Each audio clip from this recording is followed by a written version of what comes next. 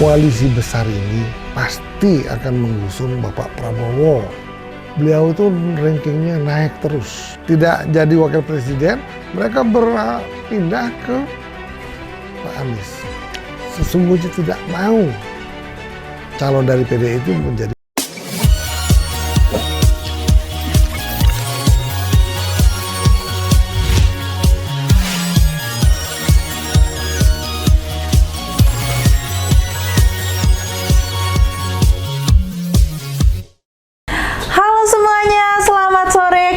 Lagi di channel Mister Puisi.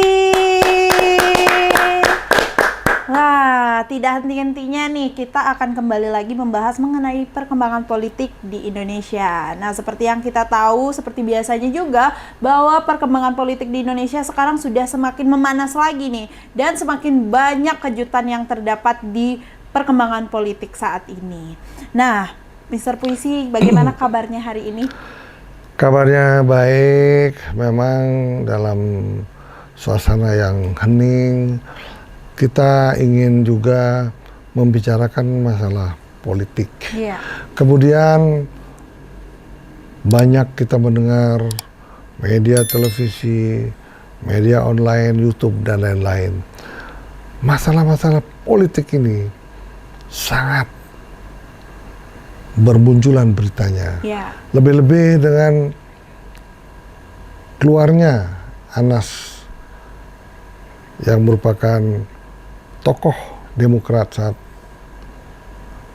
itu keluar dari lapas dan disambut oleh ratusan aktivis yang banyak menjemput mereka. Mereka berorasi di dalam depan lapas. Dia sesungguhnya katanya dia sangat memaafkan bagi yang telah menzolimi dia. Tetapi dia hanya ingin mencari keadilan di negeri ini. Ya, itulah salah satu cuplikan kecil orasinya di depan lapas. Iya. Tetapi di balik itu semua, perkembangan politik dalam Pilpres yang akan datang semakin hari semakin memanas. Perubahan demi perubahan makin hari makin menjadi-jadi. Perubahan itu terjadi gara-gara U20 juga merupakan juga perubahan bagi para pemilih calon presiden yang telah dielu-elukan oleh masyarakat sejak 1 tahun yang lalu. Iya. Di mana saat ini yang mendapat dampak yang sangat positif dari Bapak Prabowo Subianto. Iya. Kemudian yang mendapat dampak yang negatif adalah Ganjar Pranowo. Iya. Untuk itu, marilah kita bersama-sama mengukur suhu kehidupan politik bangsa ini yang semakin memanas. Semoga tidak terjadi perpecahan di dalam pemilihan presiden yang akan datang.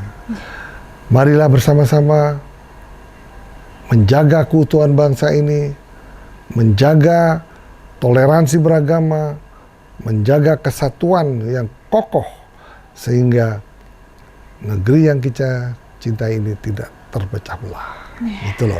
Wah, ya memang benar ya Mister Puisi bahwa sekarang itu dampak dari U20 menyebabkan perubahan nih Mister Puisi, terutama dari perankingan dari 3 calon terkuat nih yang pernah kita bahas sebelumnya Mister Puisi. Itu ada Bapak Prabowo, ada Pak Ganjar, dan ada Pak Anies. Nah, sebelumnya kita itu dulu membahas bahwa Pak Ganjar memiliki ranking pertama Mister Puisi. Tapi sekarang itu Pak Ganjar telah turun dan dikalahkan oleh Bapak Prabowo. Nah, Mister Puisi, Pak Prabowo kan saat ini sudah memiliki ranking pertama nih Mister Puisi. Tapi kan seperti yang kita tahu bahwa Bapak Prabowo ini merupakan salah satu ketua dari partai koalisi besar nih di Indonesia. Nah, apakah mungkin nih Mister Puisi, partai dari seorang ketua partai koalisi besar ini akan dipaksakan menjadi seorang calon presiden gitu? Nah, kalau seandainya dipaksakan gitu, gimana kira-kira Mister Puisi? Sebetulnya Pak Prabowo ini bukan ketua koalisi besar. Sebetulnya di situ ada Pak Erlangga Hartarto dari Golkar. Kemudian ada juga PAN, ada juga Muhaimin dari PKB. Nah, ini koalisi besar ini adalah gabungan 5 partai. Karena 5 partai menjadilah koalisi besar. Di mana seandainya koalisi besar itu salah memilih siapa yang akan diusung menjadi presiden dan salah memilih siapa yang akan usung menjadi wakil presiden, biar koalisi besar pun lama-lama menjadi buyar, dia akan kalah dengan calon presiden yang lainnya. Tetapi kemungkinan besar untuk koalisi besar ini pasti akan mengusung Bapak Prabowo. Karena saat ini Bapak Prabowo itu dengan adanya kejadian U20, beliau itu rankingnya naik terus. Malah sekarang ranking nomor 1 berdasarkan survei yang terakhir. Nah, kalau beliau itu nomor 1, ya nggak mungkin akan mau menjadi wakil presiden. Apalagi memang cita-citanya bukan menjadi wakil presiden, cita-citanya untuk menjadi presiden RI. Nah, itulah kelihatannya penyebab dari Pak Prabowo itu naik ranking. Satu, gara-gara Pak Ganjar mengumumkan tidak setuju ada tim Israel ke Indonesia.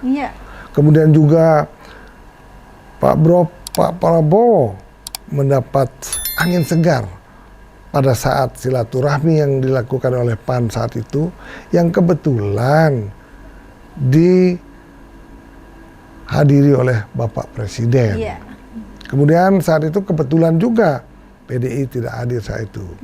Nah, saat itulah Pak Prabowo mendapat angin segar. Dari semua penjuru angin yang kita bisa lihat, penjuru angin itu menuju ke titik yang namanya Pak Prabowo. Kenapa demikian? Karena dia adalah ketua Partai Gerindra, yang mana elektoralnya sekarang mulai meningkat, bahkan nomor 1 pada belakang ini. Nah, sekarang yang paling sulit, yang menjadi tanda tanya besar, siapa sih yang akan menjadi wakil presiden? Tetap hal-hal ini yang berbolak-balik, tidak ada yang bisa menemukan siapa sih yang akan menjadi wakil presiden. Nah, itulah yang menjadi pertanyaan besar bagi kita, karena belum ada tanda-tanda bahwa wakil presiden itu di dalam koalisi besar itu sudah tampak dengan jelas. Masih samar-samar, masih nggak tahu siapa yang sesungguhnya akan diusung untuk menjadi wakil presiden. Sekali salah mengusung wakil presiden, pasti tidak akan mampu memenangkan pilpres yang akan datang. Wah, berarti memang selalu memutar ya Mr. Puisi, balik lagi ke wakilnya siapa, program kerjanya bagaimana, selalu itu yang berputar-putar ya Mr. Puisi. Nah, dari ketiga calon yang sebelumnya kita sudah sering bahas nih Mr. Puisi, ada salah satunya juga adalah Pak Anies nih. Nah, namun saat ini ada berita ya Mr. Puisi bahwa ada salah satu yang namanya Pak Muldoko. Nah, namanya Pak Muldoko itu yang dia itu sudah membuat partai ini menjadi gencar gitu Mr. Puisi, karena ingin mengambil alih partai tersebut gitu yang dikuasai oleh Bapak Anies nih. Nah, kira-kira Mr. Puisi dengan adanya hal ini, apakah Pak Anies masih tetap bisa maju untuk menjadi calon presiden? Memang salah satu partai perubahan itu adalah Partai Demokrat. Partai Demokrat ini sekarang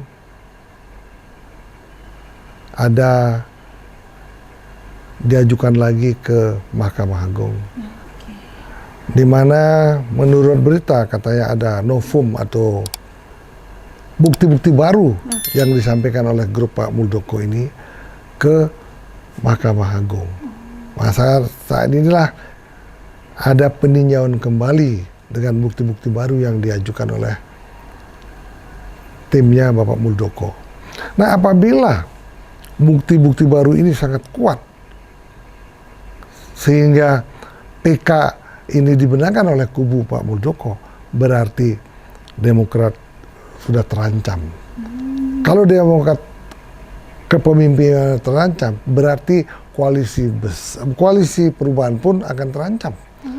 Kalau hanya dua partai, Nasdem dan satunya PKS, tidak cukup untuk mengusung seorang presiden. Karena minimal 20% harus terpenuhi. Untuk itu, sekarang yang menjadi polemik yang saat ini sedang hangat-hangatnya adalah pertarungan antara Ketua Demokrat AHY ini melawan kubu yang akan mendongkel kepemimpinan AHY. Ini sangat panas sekali. Apalagi dengan keluarnya Anas dari penjara, itu menambah panasnya suasana Partai Demokrat ini. Nah, andai kata, ini bukan bermimpi, bukan pun mengada-ada, andai kata Demokrat itu dimenangkan oleh grup Bapak Muldoko, berarti Bapak Muldoko lah yang akan menguasai Demokrat itu. Berarti belum tentu Pak Muldoko ini mau masuk atau bergabung dalam koalisi perubahan. Kalau ini yang terjadi, luar biasa. Pak Anies tidak bisa diusung menjadi presiden di pemilu yang akan datang. Tetapi saya yakin Pak Anies dengan relasi yang cukup baik, juga Nasdem yang relasinya cukup baik, mungkin saja salah satu dari partai yang ada, KIB, Koalisi Bersatu ini, Koalisi Indonesia Bersatu ini, mungkin saja salah satu karena nggak puas tidak jadi wakil presiden, mereka berpindah ke Pak Anies. Dia berpindah ke Nasdem. Sehingga quorum lah, sehingga menjadi 20%. Nah, kalau ini yang terjadi, wah ini sungguh ramai. Makanya politik itu tidak bisa ditebak-tebak. Selalu berubah, selalu dinamis. Ya, untuk itu kita tunggulah yang terbaik. Siapa sih yang akan mengusung Anies dan siapakah sih yang wakil presidennya saat itu. Kemudian kita tunggu siapa sih yang akan mengusung Prabowo dengan wakilnya yang telah mendapat persetujuan dari koalisi besar ini. Nah, mudah-mudahan kalau koalisi besar ini jadi bergabung dengan PDI, nah itulah yang menjadi pertarungan sengit. Siapa yang akan menjadi presiden, siapa yang akan menjadi wakil presiden.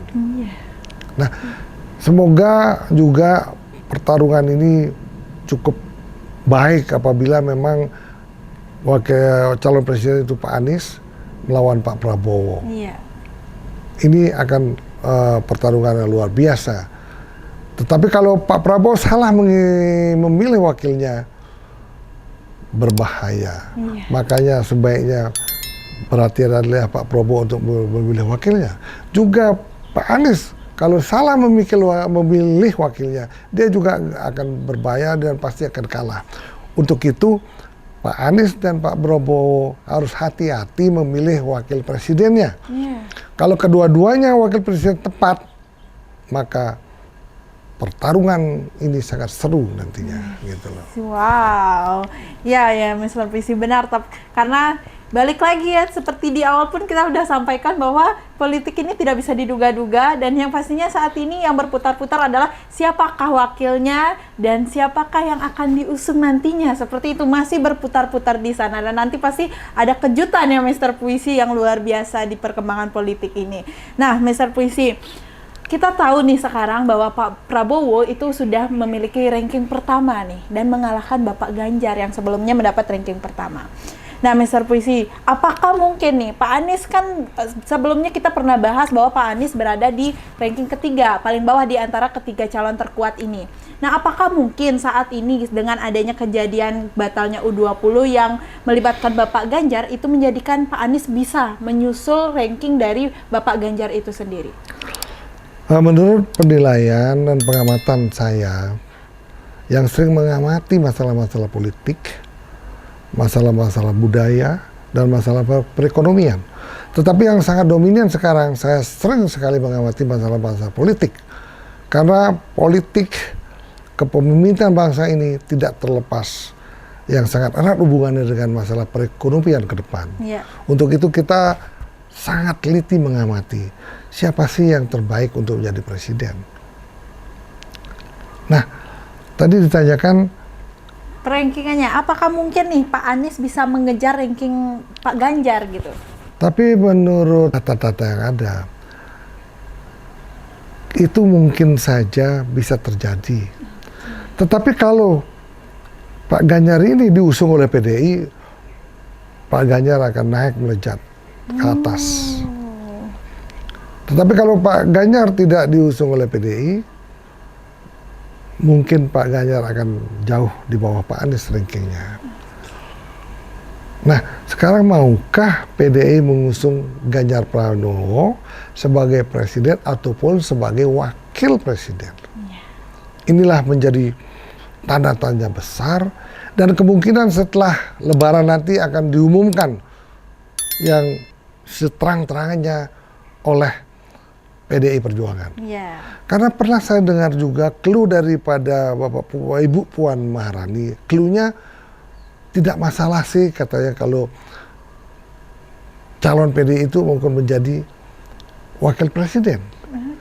Sedangkan yang saya tahu, yang kita tahu bersama, Bu Megawati sesungguhnya tidak mau calon dari PDI itu menjadi wakil presiden. Nah, ini kemungkinan ada perdebatan sengit antara ibu dengan putrinya.